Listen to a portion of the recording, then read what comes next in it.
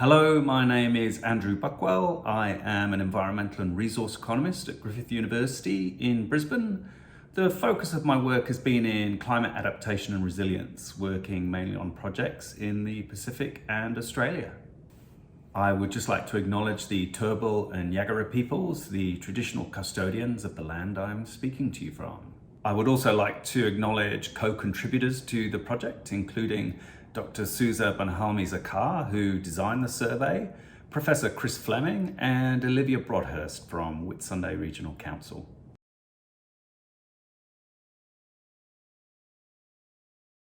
The Whitsunday Industry Resilience Project was run through an online survey that included both quantitative questions and some free text qualitative questions.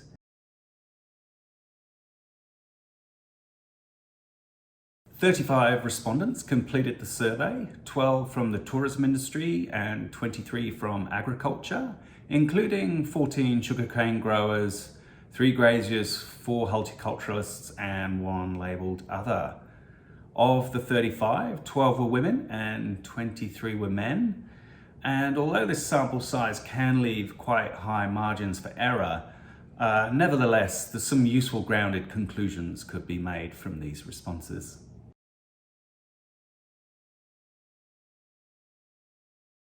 So resilience refers to both the ability of a system to withstand and recover from a shock and the ability for it to adapt to a longer-term change in conditions, to a new, more resilient state.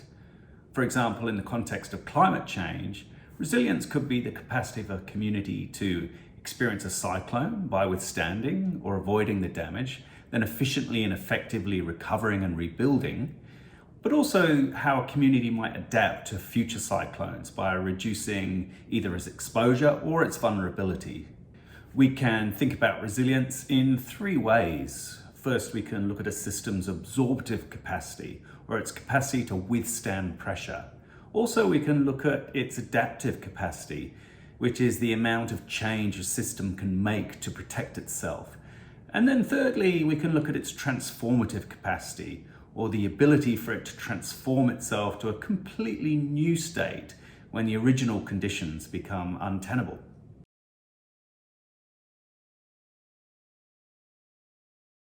Building resilience through adaptation faces a number of barriers.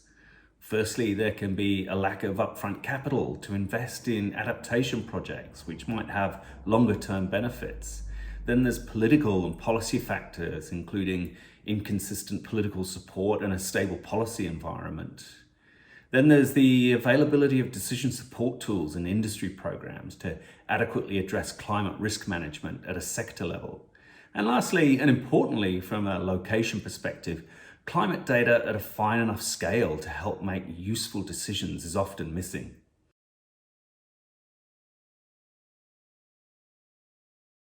So to the main findings, 55% of agriculture respondents did believe climate change posed a risk, whilst 44% perceived no risk. But this perception of risk was limited to horticulturalists and sugarcane growers, as no graziers saw climate change as a risk to either their business or to the sector as a whole. The main risks identified included more severe weather events and the potential for more extreme droughts with flow-on impacts to soil health and changing cropping regimes. And there was also concern over rising insurance costs amongst cane growers. Fewer respondents saw opportunity in climate change, just under 50%. Those opportunities were seen in terms of accessing new grants or finance. Sugarcane growers also saw additional benefit for new export opportunities if the sector could adapt in ways that it could exploit potentially poorer adaptation amongst competing exporters. The survey also questioned respondents on their understanding of the term resilience and their own business's preparedness for climate change. Agriculture respondents focused on continuing improvements to their practices through further optimization of inputs and the sustainability of their operations, particularly through the use of science and technology, such as improving precision in fertilizer applications. They also wanted to see decision support tools, such as downscaled climate data for understanding their location risk. And also sugarcane growers look specifically at greater access to irrigation in the future. Overall, all respondents were generally more confident of their own resilience when compared to the industry as a whole. The agricultural sector, by nature, builds in regular adaptations to cope with seasonal climatic conditions, so it's already well accustomed to managing short to medium-term changes.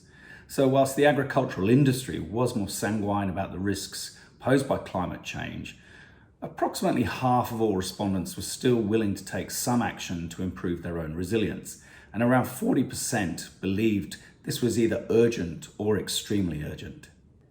We also asked them about specific actions the sector thought it could or would take.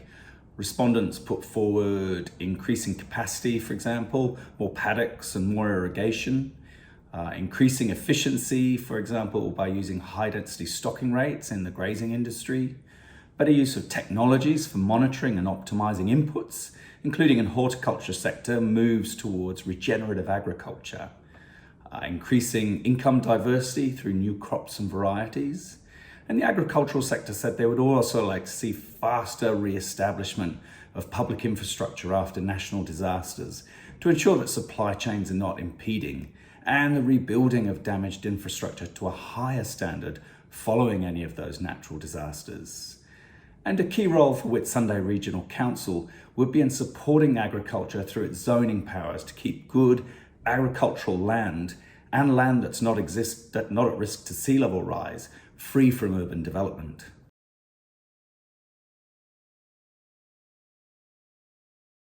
In contrast, the tourism sector perceived climate change as a very significant threat. All but one of the 12 tourism respondents felt it was an urgent issue to address. This concern was really focused on the threats that climate change presents to the Great Barrier Reef, which they considered their key tourism asset. As well as a threat to their business, they felt there was a reputational risk from the country being seen as a poor custodian of the reef, which generated a fair amount of frustration within the sector. Building resilience in their sector was definitively linked to the ecological resilience of the reef, but also maintaining their own operations' resilience to natural disasters was important. Being generally beyond their control, this was reflected in the sector being less confident about their own resilience, particularly when compared to agriculture. Respondents from the tourism sector put forward several ideas they felt would improve resilience.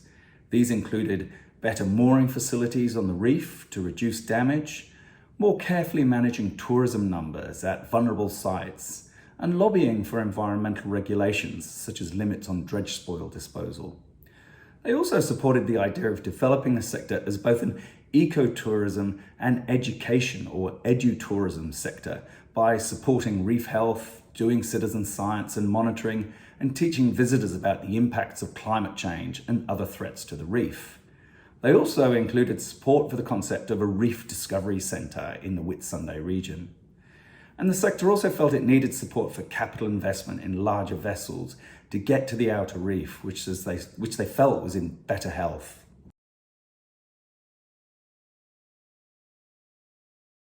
When it came to assistance in building resilience, agricultural respondents looked to industry groups and to the federal government. This is unsurprising, particularly given the long history of trust established over the years between operators and the peak bodies such as cane growers and government science bodies. In terms of government direct support, the agricultural sector was looking for investments in large infrastructure such as new dams and irrigation schemes and the funding of extension services. The tourism industry was keen to see government assistance in the broader process of destination management. While most aspects of destination management are within the purview of the Queensland Government, such as land use and catchments, agricultural practices and incentives for change, other aspects such as land use planning, business permits and zoning controls, and environmental and other regulations all fall within Council's responsibilities. And to support this, those partnerships with lead tourism agencies need to be proactive in integrating destination management into Council's planning processes.